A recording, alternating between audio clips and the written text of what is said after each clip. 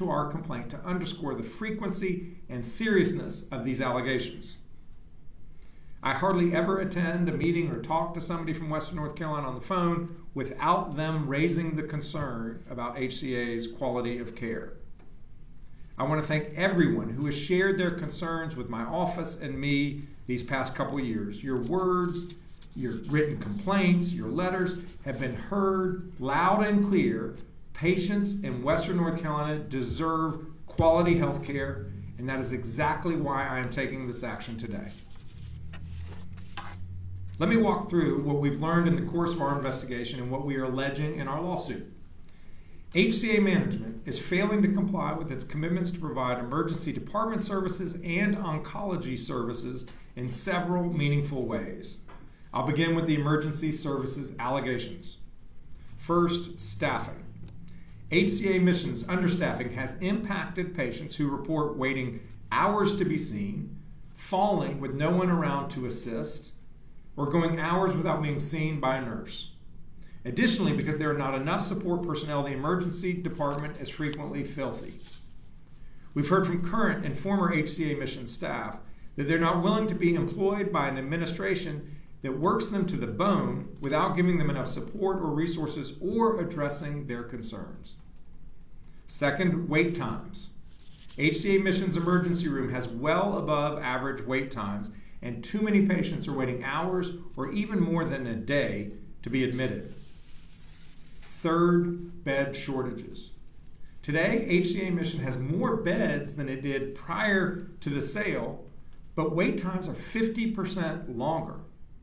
Our investigation showed that HCA Mission often does not provide enough staff and even closes some sections of the emergency department, limiting the number of staffed available beds.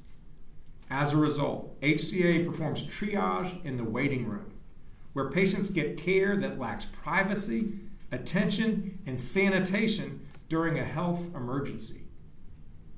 Fourth, medical transport services.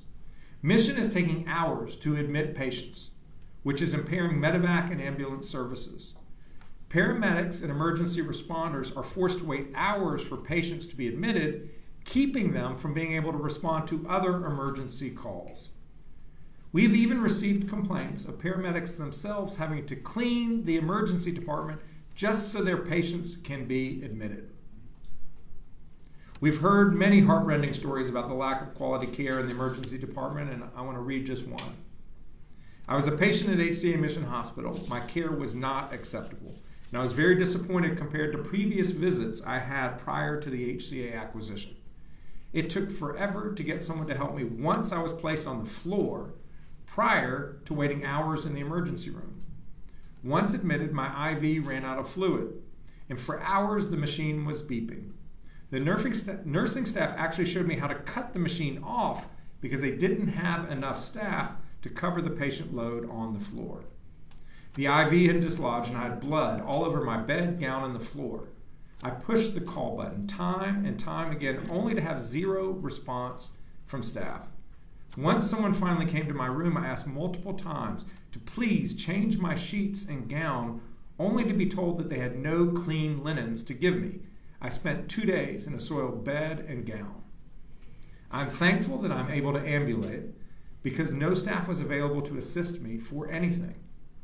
The 2 nurses I encountered on my stay were both travel nurses and told me they had 45 patients to cover alone on a single shift. I feel saddened that we were once one of the top 10 cities in the U.S. to retire based on stellar healthcare, and we are now making national news for a failing for-profit healthcare system. Similarly, there are multiple concerns about the inpatient and outpatient oncology services, as we allege in the complaint.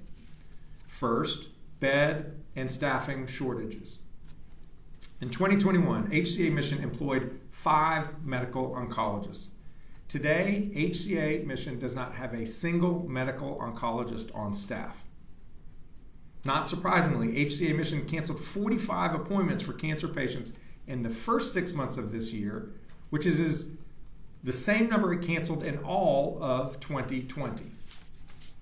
HCA Mission has decreased the number of oncology beds from 44 to 24, and nursing shortages are impacting care. Second, chemotherapy treatments. Mission has only one oncology pharmacist who can prepare chemotherapy and infusion treatments for patients. If he's not there, patients cannot get chemo. And patients can't begin chemo treatments at Mission Cancer Center because the doctor has to supervise the first treatment. But without any medical oncologist on staff, patients have to travel hours to get that treatment. Here's one cancer patient story. I was diagnosed almost 3 months ago with lung cancer and still have not received any actual treatment due to the length of time it takes to schedule the necessary scans, appointments, biopsies, etc. It's very upsetting to need treatment and not to be able to get it in a timely manner. How many other cancer patients in this area are unnecessarily dying because they cannot get treatment in time? HCA should be made to immediately honor their commitment made to your office and the residents of Western North Carolina and hire the staff necessary to properly run their oncology services. These allegations are serious and deeply concerning. If you or someone you know or love is getting treatment at Mission or needs emergency services, hearing this can obviously be alarming. I want to be extremely clear. HCA Mission is violating the agreement, not the hardworking doctors, nurses, and other professionals who work at this facility. In no way does this lawsuit reflect on them or their dedication. In fact, it underscores their commitment because they are treating patients without adequate support from hospital administration, which is incredibly difficult for people who are overworked in an already extremely stressful job. I want to thank and applaud the employees at Mission, and I will do everything in my power to get you the help and support that you need. That starts with filing this lawsuit. I've asked the court to declare that HCA has breached the asset purchase agreement it entered into in 2019. I've asked the court to issue a permanent injunction to stop HCA from committing these breaches now and in the future. That is, I've asked the court to force HCA to fulfill its commitment and to properly care for the patients of Western North Carolina. I'm confident we will win. I'm joined today by several people who've been hard at work on behalf of Western North Carolina's patients, and at the top of that list is my friend, Senator Julie Mayfield, who's going to share her thoughts now. Senator Mayfield. Thank you, Attorney General Stein. I'm so happy that you are here today, and thanks to others who came out to hear about this important step. So there are many things that people in this community would like to have seen done differently if we can go back 5 years when this sale of Mission Hospital was happening. Starting with the fact that the deal was biased toward HCA from the very beginning, a fact that the Attorney General's office uncovered but was presented to the Mission Board way too late in the process for them to back up. As I say, they were between third base and home plate, and there was no going back for them at that point. The fact that none of the elected leaders here in Asheville, I was on city council at that time, we asked repeatedly to meet with HCA leaders, and that never happened. Despite the fact that they were in town a lot, obviously, they were never made available to us as elected officials. The fact that there were no public hearings or meetings about this deal where people could ask questions, where more information could be presented. The data about this deal was shrouded. The fact that the sale agreement says nothing about maintaining the quality of care at any of the Mission facilities. And the fact that the Attorney General's authority in reviewing the deal was extremely limited, as he just said, and indeed he pushed the bounds of his authority to get the additional conditions that are in the deal today. No community should experience what we have experienced here in Western North Carolina going forward, and I will not rest until that is the case. We have seen increased cost, we have seen reduced availability and accessibility of care, and we have seen a diminution in the quality of care. To address this, one of the steps that I've taken is to introduce, along with two of my Republican colleagues, Senator Jim Bergen and Senator Kevin Corbin, Senate Bill 16, Preserving Competition in Healthcare Act. This bill would cover all future hospital mergers as well as a broader range of healthcare transactions. It would give the Attorney General the authority to determine how the proposed consolidation would impact the cost, availability, accessibility, and quality of care. And it would give the Attorney General the ability to block the deal if the impacts of the transaction were too negative on those 4 criteria. It would also increase the transparency of these transactions by requiring public meetings and the distribution of data, the data behind the deal. And it clarifies that the Attorney General can require post-transaction monitoring and enforce the conditions of the agreement should those conditions be breached. Now, we have that in this case because our Attorney General pushed for it, but North Carolina law does not require it. I very much appreciate Attorney General Stein and his staff, specifically Southmore and Logan Walters, for their work in getting us here to this moment and for using the authority of the Attorney General's office to protect this community and all of Western North Carolina to the degree possible under the existing and inadequate agreement. Again, no community should be subject to what we have seen over the last 5 years, and I look forward to continue working with the Attorney General's staff and my Republican and Democratic colleagues in the Senate to pass Senate Bill 16. Thanks very much. And I am going to pass this on to Hannah Drummond, who is a nurse in the emergency room department. She is going to share some experiences there. Thank you, Senator Mayfield. I first want to thank Attorney General Stein and his office for filing this lawsuit. The conditions that Hospital Corporation of America have allowed to persist at Mission are shameful and unsafe.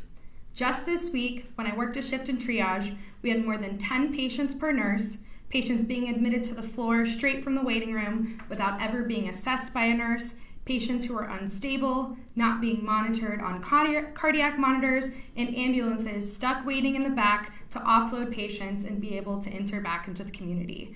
As Attorney General Stein said, when they're stuck in our hospital, this means that your loved ones could go without emergency services in the community.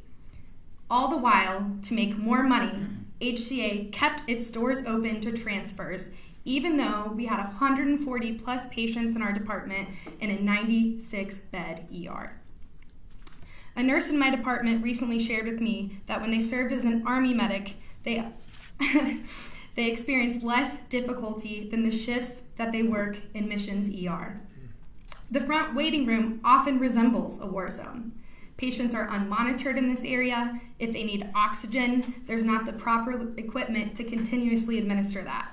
We've had patients go into cardiac arrest in our waiting room.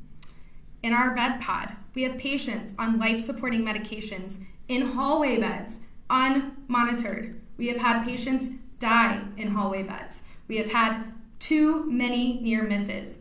We have reported this to management, and they have done nothing.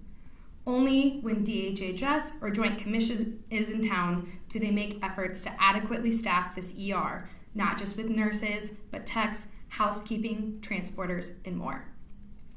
HCA not only promised to uphold a safe standard of care in the ER in this hospital, but it also signed a contractual agreement that it has violated. It's time for this evil corporation to be held accountable. Thank you.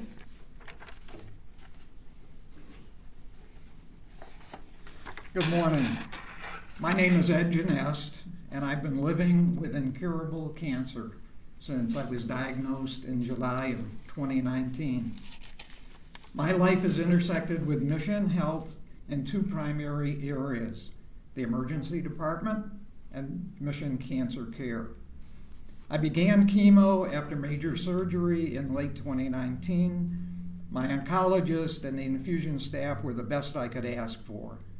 I was informed after the purchase of Mission by HCA that the Mission Cancer Group would be relocating.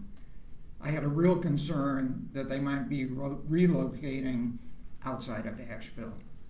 But fortunately, they found a location by the farmer's market, and when they were ready to see patients, I was ready to go there and continue my treatment with my same oncologist, my same infusion nurse. The transition was pretty easy. There were some things that I missed that were at Mission Cancer. They had a pharmacy in the lobby. They had a snack shop in the lobby. And oftentimes I was there for 6 or 7 hours getting infusions. So it was nice to be able to go to the lobby and get a Chick-fil-A and a shake when I felt like I was quite hungry. But having the same oncologist and infusion nurse was good for my soul, and it was good for my well-being. My intersection with Mission's emergency department occurred in April of this year. I was severely immunocompromised and spiked a 103-degree temperature. My oncologist and regular physician both indicated I needed to be seen at an emergency department. My regular doctor contacted Mission, and the wait time was about 6 hours. He also contacted Advent Hospital, and they said we could see him almost immediately. So my wife and I got in the car, we drove 16 miles to Advent, was seen within 10 minutes. They started IVs, they got x-rays taken, got me stabilized, and then at about 10:30 that evening, the ER doctor said, we don't have oncology services here, so if this is an oncology problem, you need to go back to Mission. So they arranged an ambulance, and at about 11:30 at night, I got back to Mission, came into the emergency room on an ambulance stretcher, and for about the first 2 hours, the only persons that I saw were the 2 EMTs that came with me. So upon arrival, to me, it was a very harrowing experience. I was in an open space, patients waiting in that space, and even in some of the rooms that were close by, were crying, were screaming, were asking for help.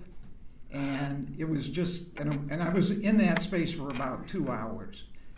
And after that 2 hours, I went into an examining room, and my vitals were taken and other things. And then I spent several hours in that room, and then I got moved into what was called the purple zone, where I had a room while I was waiting for a hospital bed. So I arrived at the hospital at about 11:30 at night, and I got into a hospital room at 2 p.m. the next day. And all of that time in between, I was someplace in the emergency room. Fortunately, Messino Cancer Center had a physician's assistant at the hospital who connected with me as soon as I was admitted. Before making the decision to retire in Asheville in 2020, we checked out the availability and quality of primary health care and hospital care. Mission was a shining star, in our opinion, and since has been tarnished by the HCA acquisition. The current situation to me at Mission is disturbing, with all that's been reported, including the departure of the last staff medical oncologist. What we have personally experienced would make us think twice about retiring here today. I am now under the care of Hospice Four Seasons, and it's unlikely I will see the inside of Mission again. Thank you for your time. I want to thank Ed and Hannah for sharing their personal stories, both of which were very powerful, and of course, Senator Mayfield for her leadership trying to tackle this issue from a policy level so that we don't encounter these kinds of issues in other parts of the state. Happy to take questions addressed to any of the speakers. Yes, sir. How long do you Mitchell Black with the Citizen Times. How long do civil actions like these typically take to get a resolution? I wish that there was a consistent clock on civil litigation, and there just is not. All I can assure you is that we will pursue this litigation with every amount of vigor and effort we possibly can muster, because the patients of Western North Carolina deserve no less. Just one follow-up. You mentioned at the beginning of your speech that the agreement requires that HCA continue services for a period of 10 years. Even if you're successful and the court directs the hospital to restore the services to its prior condition, after that 10-year clock ends, is there any recourse to prevent things from getting to the point that you're saying that it is now? Traditionally, attorneys general are not the ones that oversee the quality of healthcare delivery by major hospitals. That's done by either the Joint Commission, the accrediting institution, or the Department of Health and Human Services, which regulates hospitals in the state. Those, as I understand it from reading press reports, both organizations have engaged in recent investigations on HCA Mission's quality of care. I don't know what the results of those investigations are. Obviously, you would have to address them. Those baseline requirements will apply for time in perpetuity, and so that will continue to exist. The contract, which I have authority to enforce, expires after the 10 years. Andrew Jones with Asheville Watchdog. What happens if this case is ongoing and you're no longer in the AG's office? That is a typical development where cases were initiated by one attorney general and then completed by another. There are a number of cases even involving healthcare where my predecessor, then Attorney General, current Governor Roy Cooper, brought an action against a health system for having unlawful contracts with healthcare providers that limited their ability to make deals with insurance companies to have lower prices. I continued to prosecute that case vigorously once I took office and achieved a resolution in that case to the benefit of healthcare consumers here in North Carolina. I trust whoever is my successor will similarly care about patients in Western North Carolina. And just a quick follow-up about those investigations, like just how much is your office actually aware of what's going on, and will they affect this lawsuit at all? Can you ask your question again? Yeah, sure. So we know that the Joint Commission and the... Oh, those investigations. I didn't know which one. Okay, say it again. No, Yeah, I'm with you. so because we know that the Joint Commission Yes. and the state are there doing investigations and inspections, will that have any effect on this lawsuit? It to be determined. To be determined.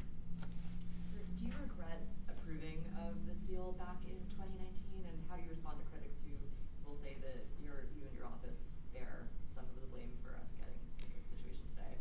Yeah, the decision, of course, was made by the board of directors of Mission Health System, and they're the ones who decided to sell the system. And so, I think that's where the question should be asked. I'm very proud of the increased protections we negotiated in the agreement, maximizing, stretching our leverage to ensure that the commitments, by the way, the commitments which the first question got to, they were going to have expired at year 5.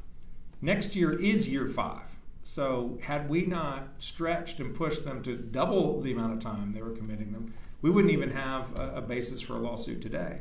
The other thing is that we have the basis of the lawsuit today because of the requirements we put into the asset purchase agreement to empower my office to enforce the terms that HCA agreed to comply with. And so I'm proud of the work that my office did 5 years ago in negotiating the asset purchase agreement and strengthening it.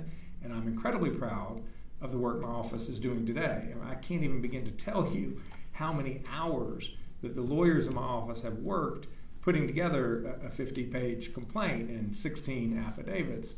Some of them, it has been made known to me, slept in the office to get this work done. And so they are incredibly dedicated because they share my commitment, which is to maximize the quality of health care available to people in Western North Carolina.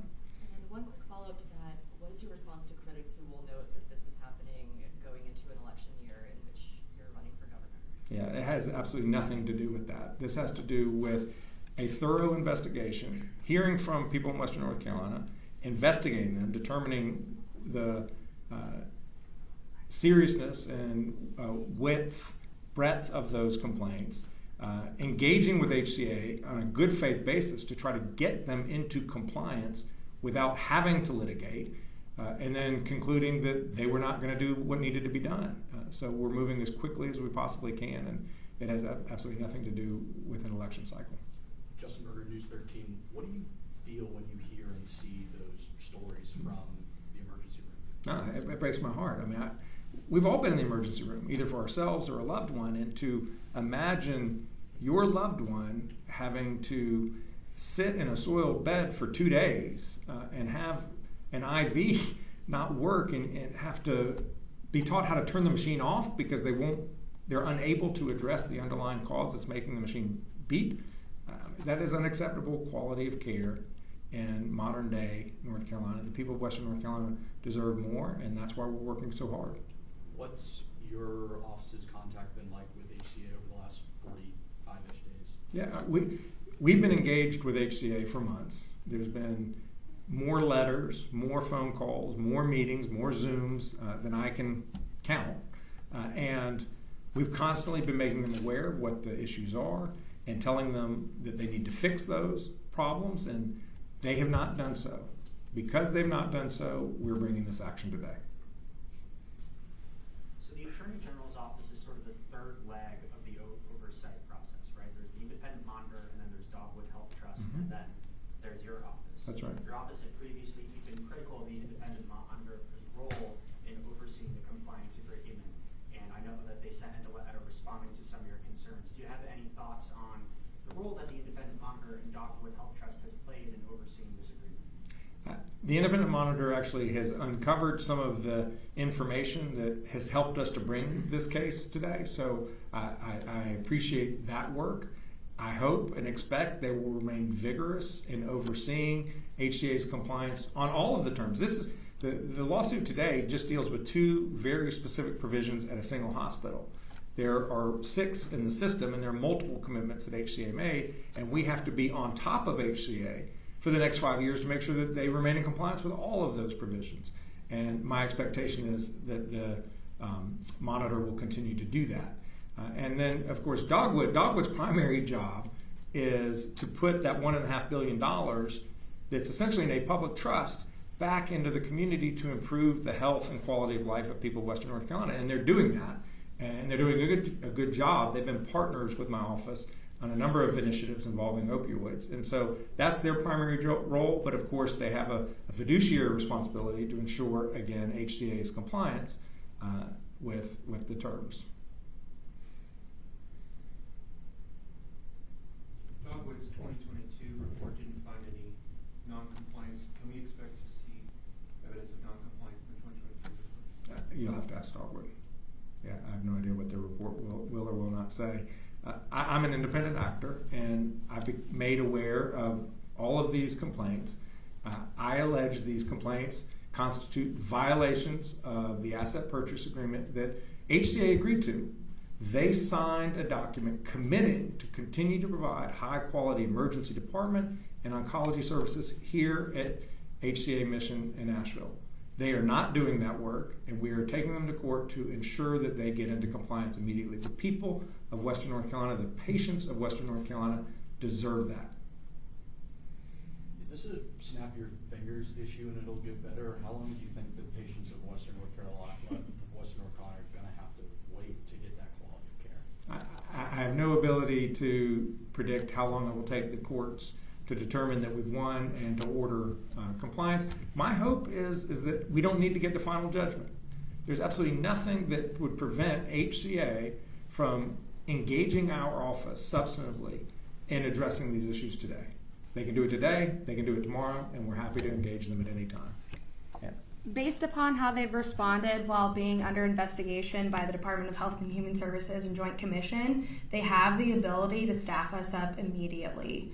I got a lunch break 2 weeks ago, which I never see the likes of ever. It is a manufactured crisis that they choose to line the pockets of their administrators and shareholders. We can and should have good staffing, so if HCA decides to snap its fingers, they can fix this immediately. If I can just remind everyone, HCA is one of the largest healthcare companies in the entire country. I think it's within the top 10, maybe the 8th largest. The resources are there, and I completely agree with Hannah. They are making the choice about where to invest their dollars, and it is not in the people and the resources and the materials and the equipment at Mission Hospital. I want to thank everybody for coming. Appreciate you being here.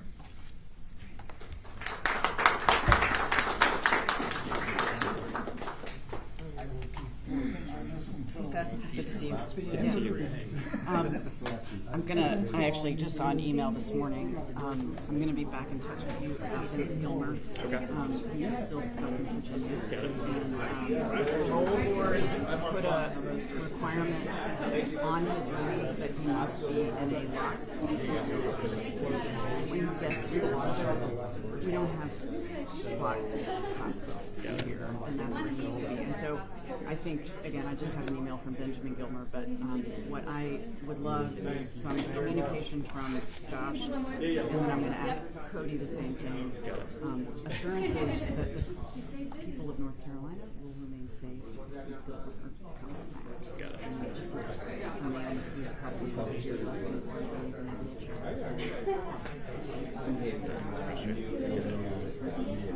don't know. There's so many things he's doing. It's just why did they not just like? Yeah, exactly. Okay, I'll let you know. Yeah. Oh gosh, are you kidding? Let's get one more.